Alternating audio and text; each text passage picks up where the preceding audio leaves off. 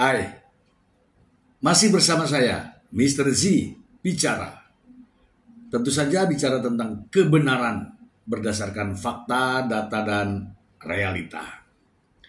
Teman-teman, masih menarik untuk diulas ya, terkait dengan kasus pemerasan dan tindak pidana pencucian uang yang melibatkan artis ya, public figure yang kontroversial, Nikita Mirzani, dan juga asistennya Ismail Marzuki. Teman-teman, agenda sidang besok ya, tanggal 2 Oktober 2025 adalah pemeriksaan ahli dari pihak terdakwa. Terdakwa mengajukan ahli yang konon katanya 7 ahli. Sudah minggu lalu sudah diperiksa ada 3 ahli ya, ahli hukum perdata, ahli forensik ya, linguistik, kemudian juga ada ahli pidana. Dan besok katanya akan hadir ya kurang lebih 4 atau 3 ahli ya. Yang pertama adalah ahli psikologi. Ada apa dengan psikologi dihadirkan ini ya. Kemudian ada ahli kesehatan, dan saya tidak tahu ini ahli apa, mungkin ahli ITE atau ahli apa. Yang jelas ahli itu dihadirkan oleh pihak dari terdakwa Nikita Mirzani. Ya, ahli itu dihadirkan untuk membantah dakwaan dari jaksa penuntut umum. Setelah sidang pemeriksaan ahli nantinya akan dilanjutkan dengan pemeriksaan terdakwa. Nah, ini yang harus kita simak ya teman-teman ya. Yang jelas masih banyak pertanyaan-pertanyaan hakim yang harus dijawab oleh terdakwa. Ya, seperti misalnya ya terkait dengan uang yang 2 miliar itu yang diserahkan langsung secara tunai oleh Ismail. Kalau yang 2 miliar kan sudah diakui ya sebagai pembayaran rumah ya. Nah, yang 2 miliar ini yang akan dipertanyakan oleh jaksa penuntut umum dan juga oleh hakim tentunya akan menggali lebih dalam terkait dengan kemana uang tersebut. Ya kan? Karena diakui 1,4 M dibayarkan rumah, tetapi katanya ya terdakwa mengatakan bahwa itu bukan uang dari situ yang mulia. Kemudian Ismail juga mendapatkan imbalan sebesar 30 juta rupiah, tetapi lagi-lagi bukan dari uang itu. Terdakwa mengatakan bahwa itu uang yang lain. Bahkan Ismail mengatakan itu dalam bentuk dolar sambil tertawa. Dan inilah yang harus dibuktikan oleh terdakwa. Terdakwa Nikita Mirzani berkewajiban untuk membuktikan apa yang sudah diucapkan pada sidang-sidang sebelumnya. Gitu ya teman-teman ya.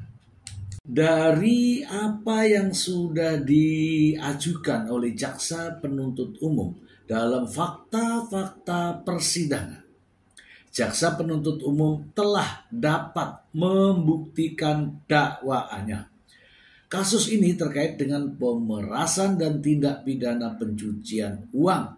Saksi-saksi sudah dihadirkan. Ahli juga sudah dihadirkan, bahkan bukti pun sudah dihadirkan dan tidak dibantah. Terdakwa duduk dalam posisi besok ya, dalam posisi pemeriksaan terdakwa yang tentu saja akan lagi dipertanyakan terkait dengan perjalanan kasus ini ya. Seperti korban atau pelapor mengakui bahwa dirinya transfer uang 4 miliar, 2 miliar transfer dan 2 miliar diserahkan secara tunai. Apakah benar diterima oleh terdakwa? Benar. Kalau itu benar, jelas buktinya ada.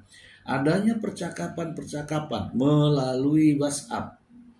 Apakah itu benar? Ya, dikatakan oleh terdakwa bahwa itu benar.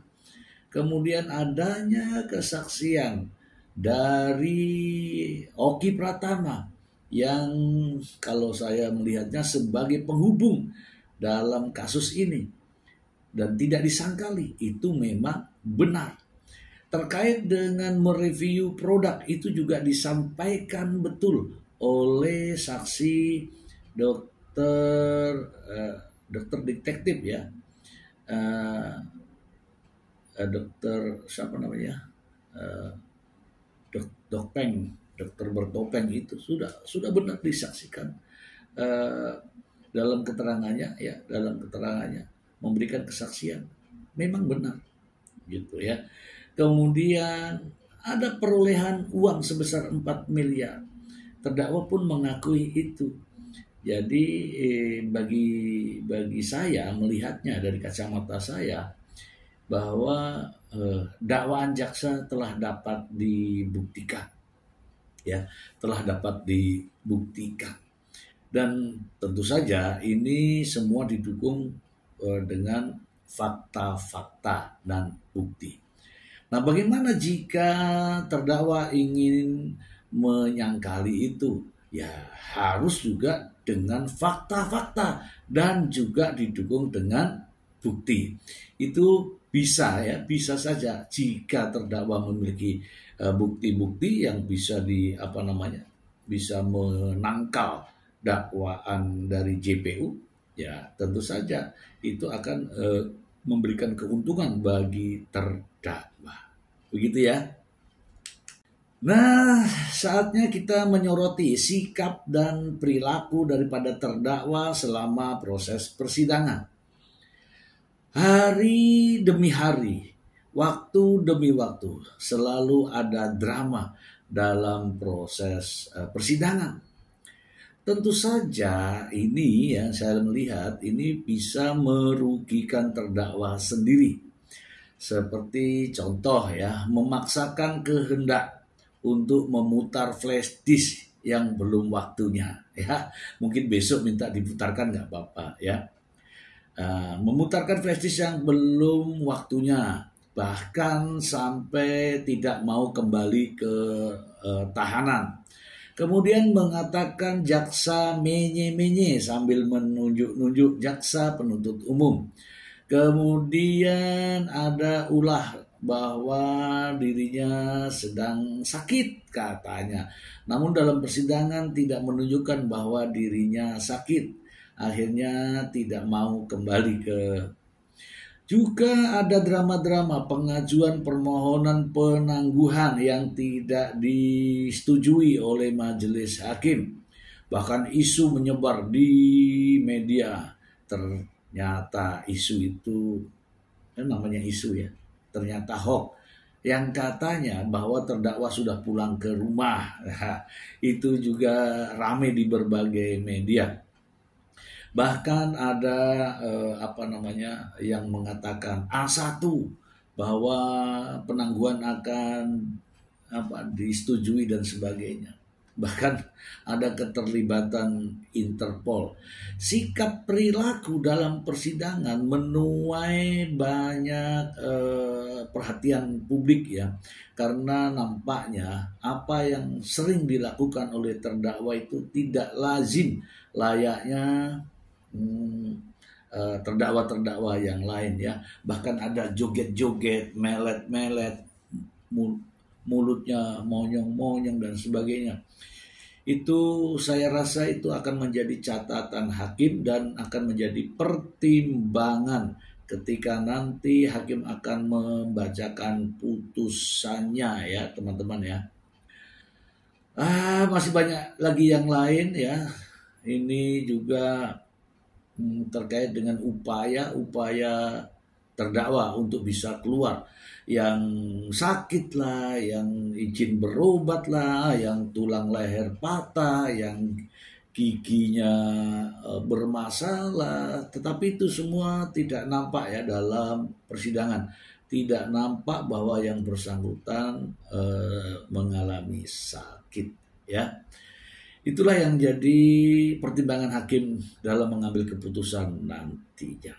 Dan dalam perjalanan kasus ini teman-teman, rupanya gugatan Wan Prestasi pun dilayangkan, menuntut untuk kembalinya uang 4 miliar dengan tuntutan sebesar 110 miliar kaitannya dengan Wan Prestasi. Namun belakangan disusul lagi dengan gugatan terkait dengan perbuatan melawan hukum dengan gugatan senilai 200 miliar lebih. Dan akhirnya tiba-tiba gugatan tersebut dijaput ya terkait dengan Wan Prestasi. Saya tidak tahu ya apa urusannya ini, tetapi itulah nampaknya sedang menguji ombak gitu ya. Teman-teman sekalian, ini miris ya kalau saya melihat ya, sepertinya terdakwa meski masih dalam tahanan, namun ramai juga bahwa ada keinginannya untuk segera bebas dan liburan. Ya, ini ya bingung juga ya kita melihatnya. Itu bagaimanalah teman-teman menilai. Bahkan pengacaranya ya, penasihat hukumnya mengatakan bahwa sebelum Desember Nikita Mirzani harus bebas katanya. Padahal ini seorang penasihat hukum loh. Dalam kode etik kan tidak boleh, tapi ya itu silakan saja. Teman-teman, saya ada beberapa liputan terkait dengan hal tersebut ya. Mulai dari penasihat hukum yang baru dan penasihat hukum dari Dr. Reza Gladys ya. Berikut ini kita simak bersama. Yang dilakukan oleh seseorang yang kemudian menimbulkan kerugian ya kita berbicara kerugian dulu ya, menimbulkan kerugian, maka itu ada dasar hukumnya pasal 1365 bahwa bagi yang melakukan perbuatan melawan hukum itu, maka dia wajib memberikan ganti rugi, oke? Ganti rugi kepada si korban ini. Ya, kira-kira begitu. Kalau pertanyaannya, dari mana itu hitungannya? Kayak kira-kira begitu ya. Jadi gini, itu namanya imaterial, itu hal yang tidak nyata tapi dapat dihitung dengan prinsip-prinsip tertentu ya. Misalnya, Nikita ini kan seorang artis ya. Seorang artis. Dia kalau misalnya dia bebas, tidak ditahan, kan banyak hal kira-kira yang bisa dilakukan ya untuk mendapatkan uang dan lain-lain sebagainya. Nah, selama ini ditahan, maka itu diperkirakan ya. Diperkirakan. Kami ini pengacara memperkirakan bahwa ini kerugian ini kurang lebih 200 miliar lah. Kemudian kita konfirmasi ya dengan Ibu Nikita bahwa kira-kira kalau 200 miliar ini logik enggak kira-kira ini? Kata Ibu Nikita ya sudah cukup itu.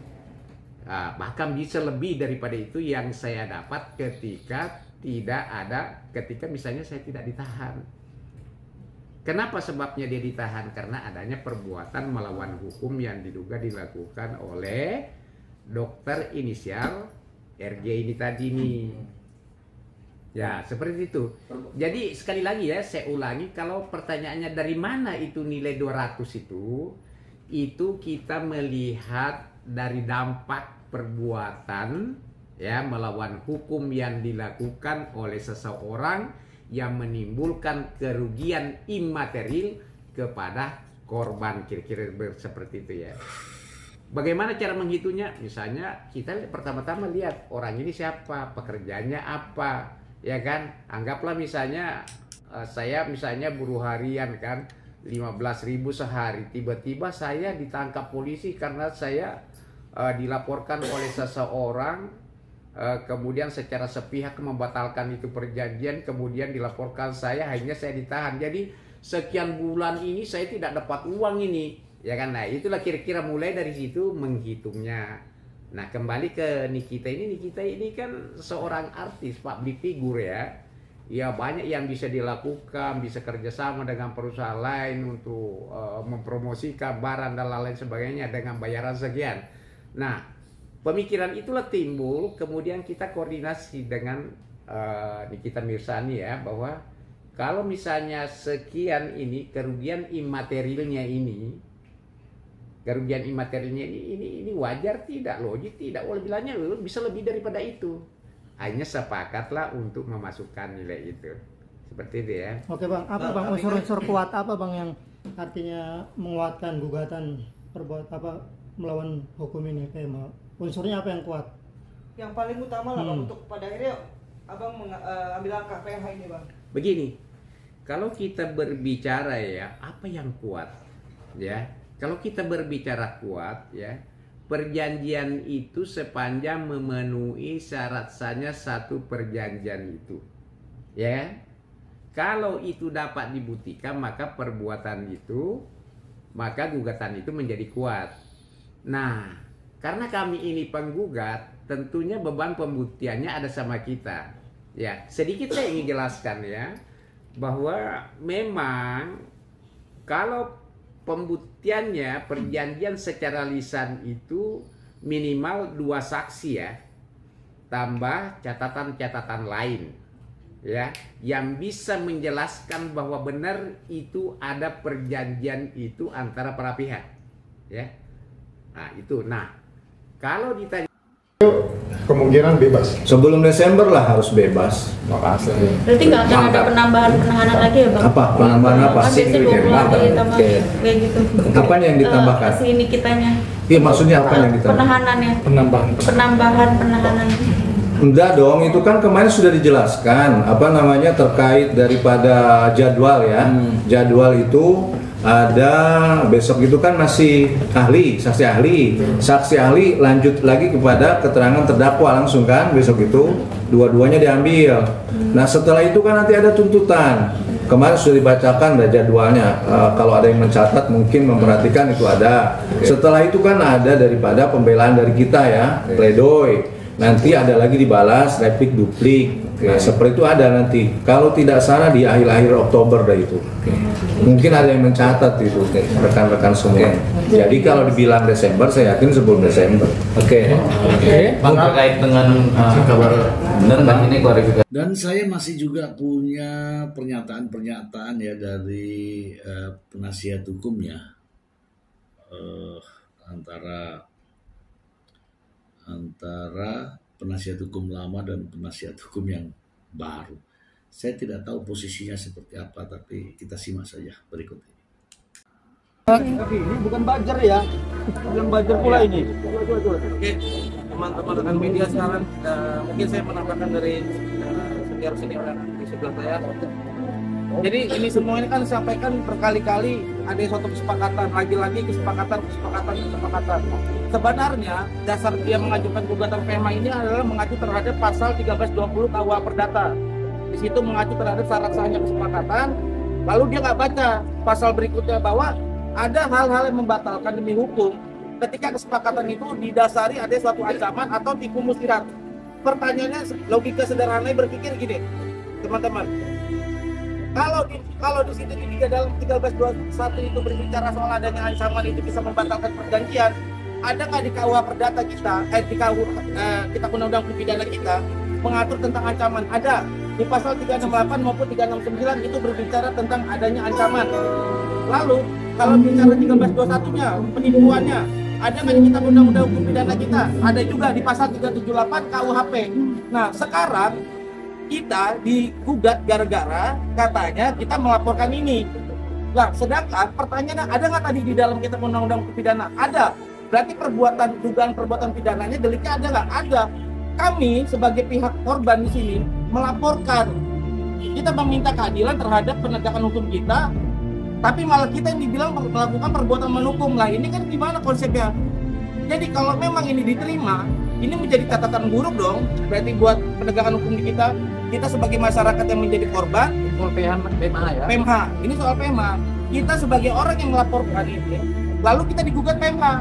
Sedangkan tadi saya bilang di pasal 1321 berbicara soal adanya ancaman yang bisa membatalkan perjanjian. Jadi kalau kita di situ ancamannya ada, pidananya ada, kita laporkan dia. Jadi salah kalau ini bilang ini kesepakatan. Besok kalau ini dibolehkan, berarti orang yang dibegal di tengah jalan, dia bersepakat ngasih motornya, itu namanya kesepakatan. Nah, sedang yang diuji sekarang dikasih pidananya adalah bagaimana proses kesepakatan itu bisa terjadi. Apakah ada ancaman atau tidak, itu harusnya yang dibuktikan dan dibantah oleh dari pihak terdakwa atau dari pihak Nikita Mirzani. Ini tuh, oke? Bang mendengarkan lebih besar, Bang. Nah, itulah teman-teman ya, kita sudah saksikan semua, jadi kita akan tonton besok secara full dan perhatikan baik-baik ya. Kesimpulan saya bahwa sampai saat ini jaksa penuntut umum ya telah dapat membuktikan dakwaannya, dan saya yakin dengan perilaku dan sikap arogan daripada terdakwa selama proses persidangan, jaksa penuntut umum akan menuntut maksimal, dan itu semua terserah dari hakim ya kalau melihat dari perilakunya. Tetapi apakah itu akan dijadikan sebagai pertimbangan, ya itu terserah dari JPU-nya. Itu teman-teman, kita akan saksikan terus ini, dan saya pribadi saya akan mengabarkan kepada teman-teman sebagai edukasi dan informasi untuk teman-teman semua. Semoga informasi ini bermanfaat. Terima kasih. Bye.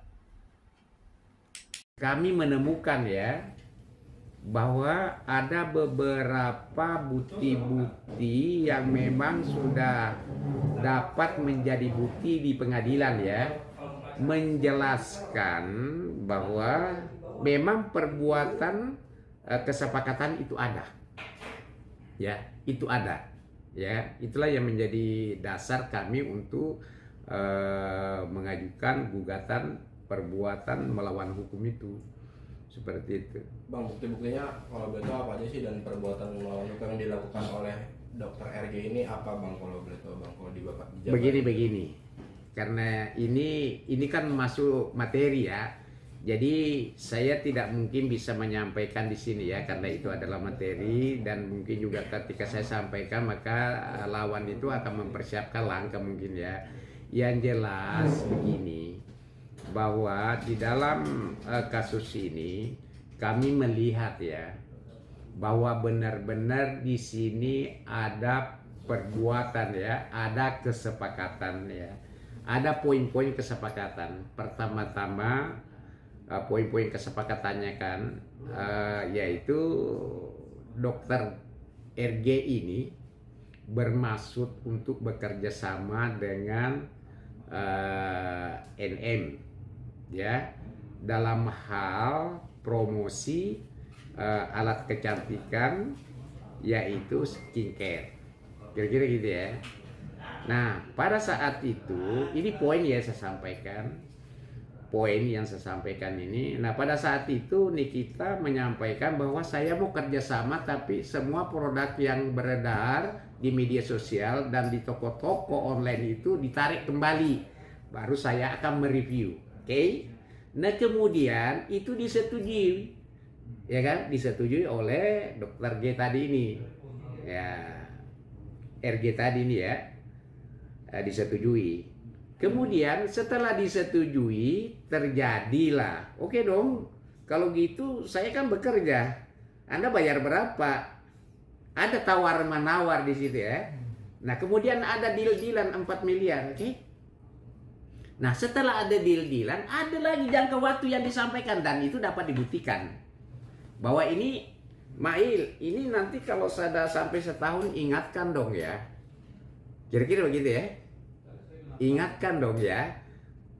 Nah, tapi sebelum sampai setahun itu dibatalkan secara sepihak dengan mempergunakan instrumen pidana. Ya kan? Nah, disitulah Karena adanya perbuatan itu menimbulkan kerugian kepada kita, baik itu material maupun itu imaterial. Nah, apa sih sebenarnya material itu? Material itu yang nyata, 4 miliar tadi itu dia kehilangan karena disita oleh penyidik ya, misalnya ya. Kehilangan ya. Nah, makanya dalam gugatan itu diminta untuk dikembalikan. Karena kerugian imaterialnya itu, kerugian imaterial itu macam-macam ya. Bisa karena membuat saya galau berkelanjutan, bisa saya menjadi sakit karena perbuatannya dia, bisa saya tidak mendapatkan pekerjaan saya, bisa saya kehilangan uang, bisa kehilangan segalanya. Nah, itulah dasar menghitungnya. Ya kan? Artinya kalau dasarnya kita mau analisis lebih dalam, dasarnya apa? Ya tergantung kita melihat ini. Di kita ini siapa sih? Ya beda halnya dong kalau ibu Nikita ini misalnya dia adalah seorang ibu rumah tangga biasa, tidak ada aktivitas. Ya mungkin tidak mungkin lah kita minta imaterialnya segitu besar kira-kira ya. Ya itulah. Jadi itu pertanyaan lagi itu deh. Bang, terus dulu kan sempat tuh mengajukan uang prestasi kemudian dicabut. Nah, akhirnya sekarang PMH nih. Pertimbangannya apa Bang? Ini kan berbarengan dengan sidang pidana nih. Ini kita kan harus bergelut dengan 2 sidang nih nanti, pidana dan perdata. Seperti apa mungkin Bang? Apakah ini merupakan strategi dari tim kuasa hukum atau justru akan memberatkan kita untuk bergelut nih 2 sidang ini? Jadi gini ya. Pertama-tama saya ingin jelaskan ya. Pidana dengan perdata itu sebenarnya hal yang sangat beda ya. Itu dulu. Ketika itu pertanyaannya bahwa apakah ini strategi dan lain sebagainya, itu tidak ada strategi seperti itu. Kami ini sebenarnya diserahin perkara ini setelah kami teliti. Memang dulu perkara Bang Fahmi dulu kan melihatnya beliau melakukan analisis itu ya mungkin mereka dari sana berpendapat bahwa ini adalah uang prestasi ya. Tapi setelah diserahkan kepada kami, kami punya pendapat yang berbeda. Ya, jadi kalau pertanyaannya kenapa dulu uang prestasi kemudian sekarang perbuatan melawan hukum, ya kan? Yang jelas saya tidak bisa ikut campur itu pendapatnya rekan saya sebelumnya, karena itu etik. Oke? Tapi kalau Anda tanya saya, kenapa PMH Bang? Kenapa bukan uang prestasi, ya kan? Yang jelas saya jawab bahwa itu berdasarkan analisis saya dan itu logik. Kalau kita berbicara uang prestasi, berarti ada prestasi dari salah satu pihak tidak dilaksanakan.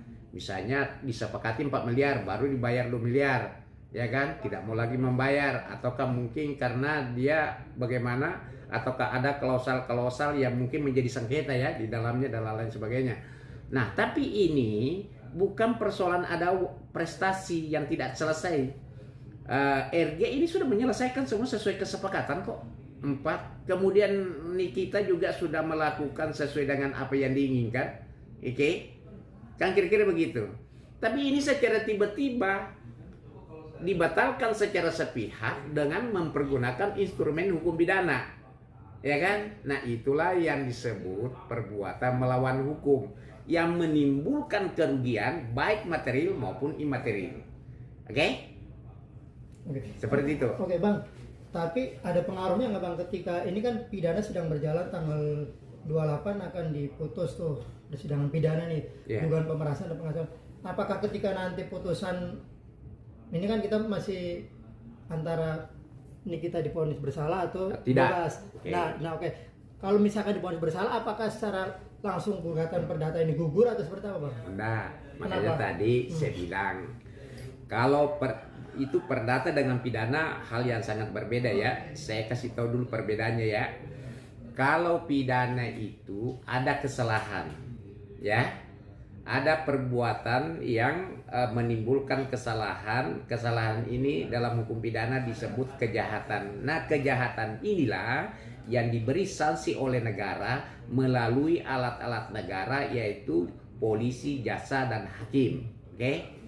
Jadi di sana ada perbuatan dan perbuatan itu adalah salah, melanggar kepentingan umum ataukah keamanan umum ataukah termasuk tindak-tindak kejahatan lainnya, yang mana kejahatan itulah yang diberi sanksi oleh negara melalui alat-alat negara, yaitu polisi, jaksa, sama hakim. Nah, kalau perdata ada hak privat, ya kan, yang dilanggar oleh seseorang.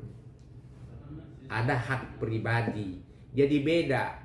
Kalau penyelesaiannya perdata itu ada dua, diselesaikan secara musyawarah, makanya ada musyawarah ya, ya kan, dalam jangka 40 hari.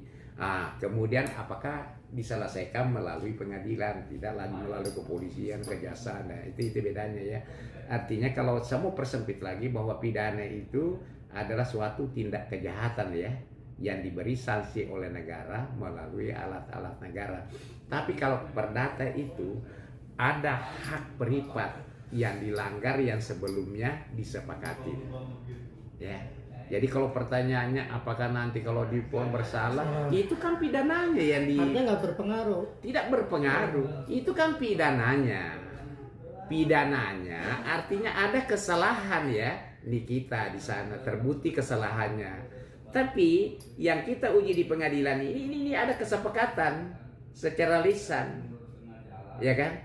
Pertanyaannya apakah kesepakatan ini secara lisan ini sah menurut hukum? Kalau kita berdasarkan undang-undang sah, ya kan, sepanjang memenuhi syarat tempat saja suatu perjanjian itu. Kedua, kalau perjanjian itu karena beban pembuktinya ada pada penggugat, apakah penggugat ini bisa membuktikan? Tentunya tidak mungkin kita majukan kalau kami tidak punya bukti-bukti itu. Nah, buktinya apa?